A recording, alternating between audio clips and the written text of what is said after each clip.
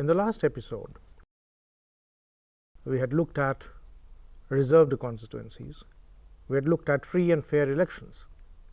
Not only that, the right to contest, and of course, the right to vote, the universal adult suffrage. In this episode, we will look at the Election Commission, the function and composition, and of course, something else that I kept a secret in the last episode, that is electoral reforms. So first let us study a bit about the Election Commission. The Election Commission, as I told you, is a constitutional body which is laid down in Article 324, Clause 1, and it is entrusted with what? With superintendence, direction and control of two things. First, the preparation of electoral rolls. A single electoral roll is prepared for Lok Sabha and Vidhan Sabha elections. So it is entrusted first and foremost with the preparation of electoral rolls, and second, entrusted with the actual conduct of elections to Parliament, to state legislatures, and to the offices of President and Vice President of India, not to the local bodies. This you must remember. So elections where? Elections at what levels? Does the Election Commission conduct?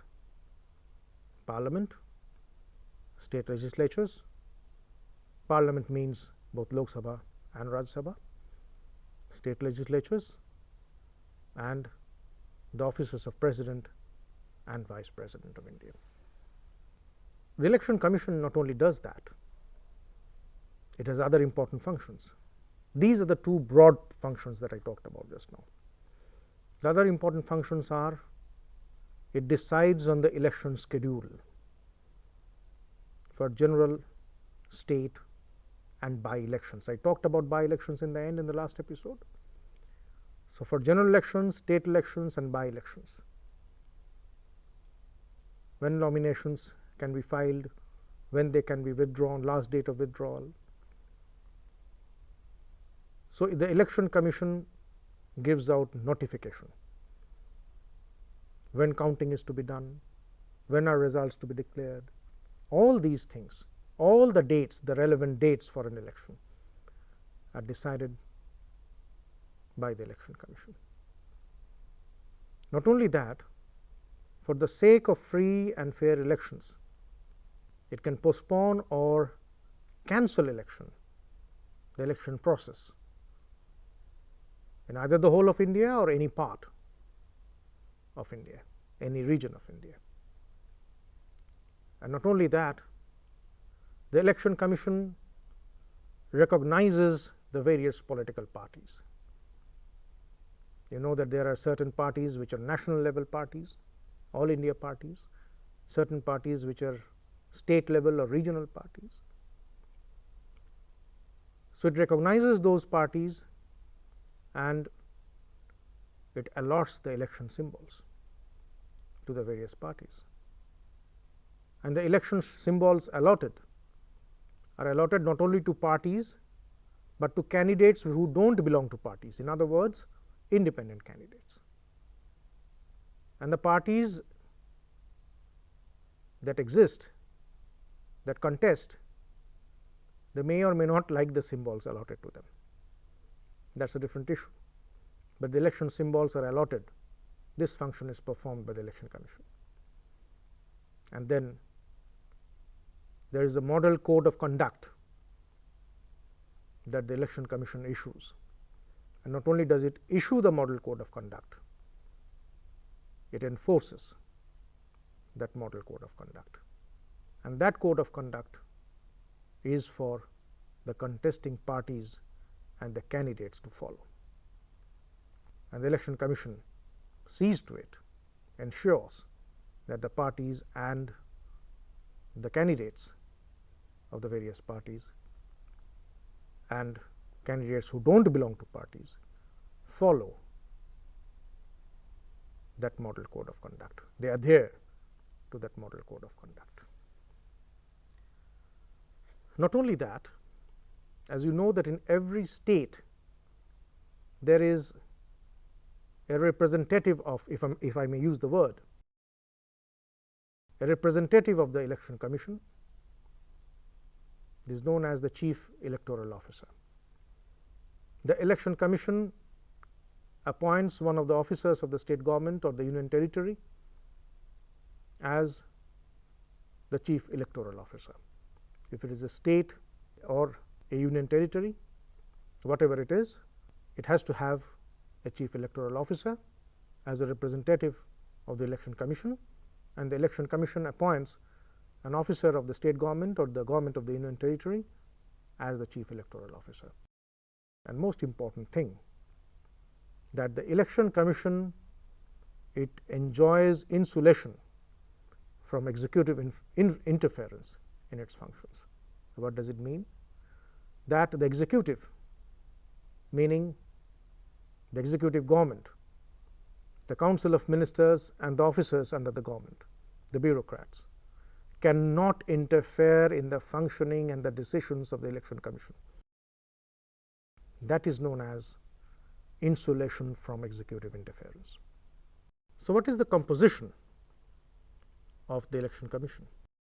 Article 324 clause 2 says that there must be a Chief Election Commissioner within the Election Commission and such number of other election commissioners as the President may from time to time decide. The number of commissioners may vary. Now, if the Election Commission is a multi-member body, for a very long period it was a single member body, now it is a multi-member body. Now, if it is a multi-member body, then Article 324 clause 3 says that the Chief Election Commissioner, the CEC, shall act as the chairman of the Election Commission, and decision is to be taken by the majority. An attempt must be made to take decisions through consensus, but if a consensus cannot be reached, then majority decision must prevail. Now, who appoints the Chief Election Commissioner and the other election commissioners? They are appointed by the President of India on the advice of the Union Council of Ministers. Like other appointments, the President of India appoints them, and they are appointed up to the age of 65 years, or they are appointed for 6 years, whichever is earlier.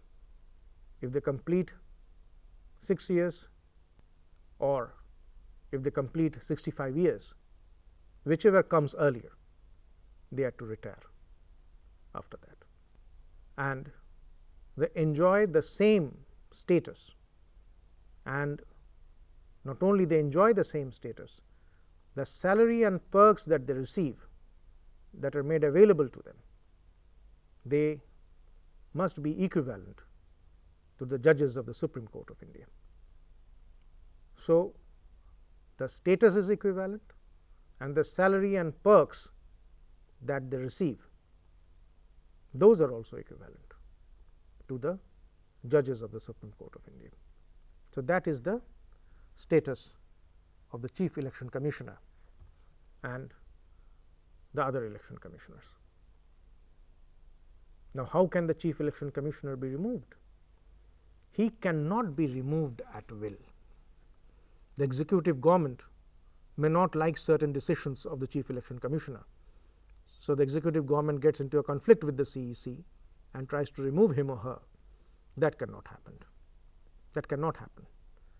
The Chief Election Commissioner can be removed by the President of India only after he or she has been impeached by Parliament. In other words, the impeachment is recommended by both houses through a special majority of 2/3 of members present and voting. So if that thing does not happen, if Parliament has not impeached the Chief Election Commissioner, he or she cannot be removed by the President of India. But the other election commissioners, they can be removed by the President only on the recommendation of the Chief Election Commissioner. They cannot be removed by the executive government just like that. If they have to be removed, they have to be removed on the recommendation of the CEC.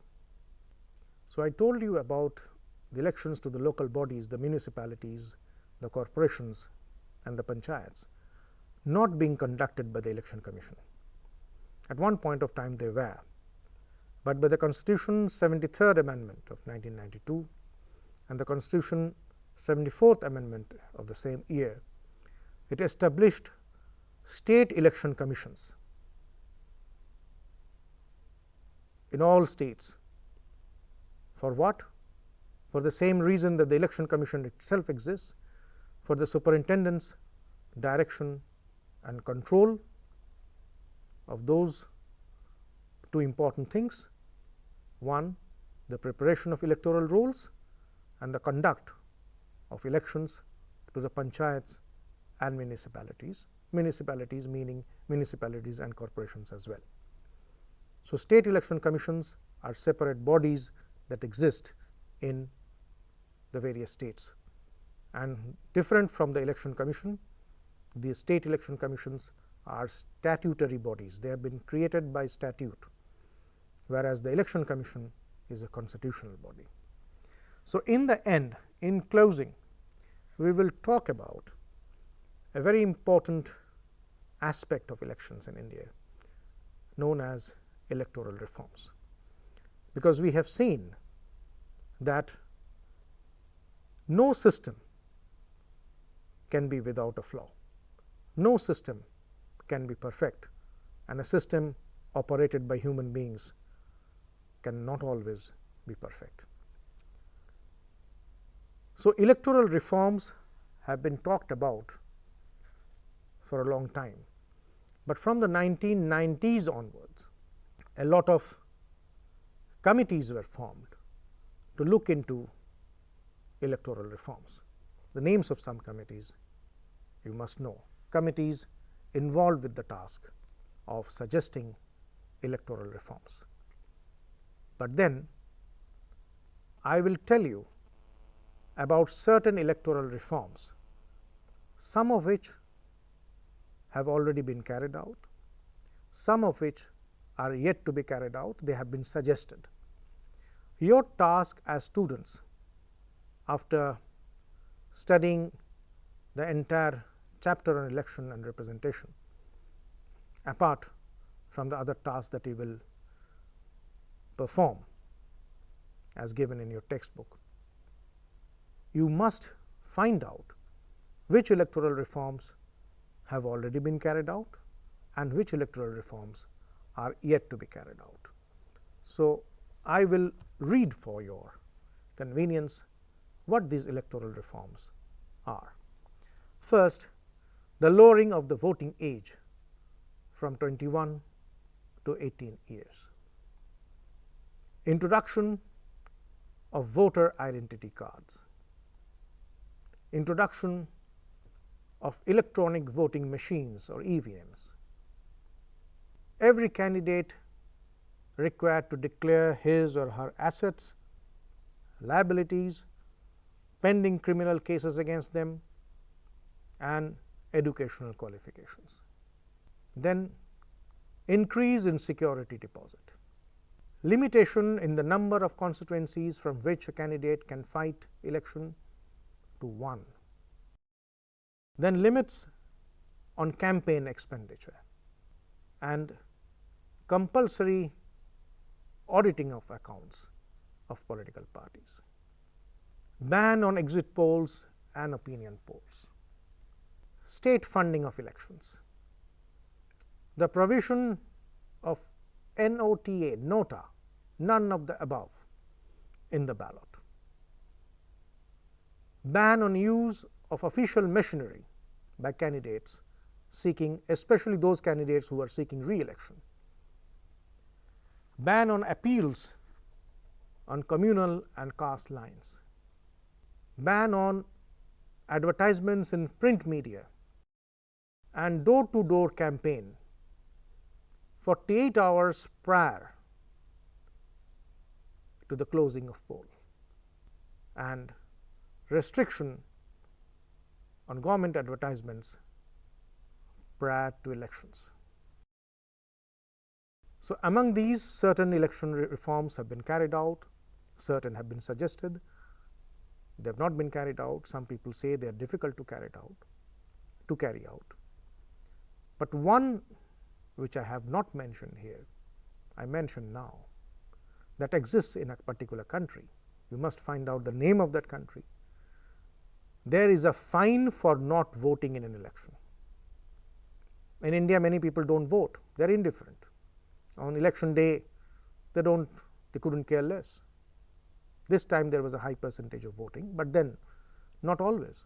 There are many people who don't vote, and that cuts across age, that cuts across region, that cuts across income, that cuts across educational background. But then there is a country that imposes that's a democratic country, of course, which has popular elections and proper elections, not farcical elections as in communist countries. That country imposes fines for not voting. Find out the name of that country. So, I hope that this was helpful to you in learning not only about the election process and the phenomenon of representation of India, but in great detail about the Election Commission and electoral reforms. Thank you so very much.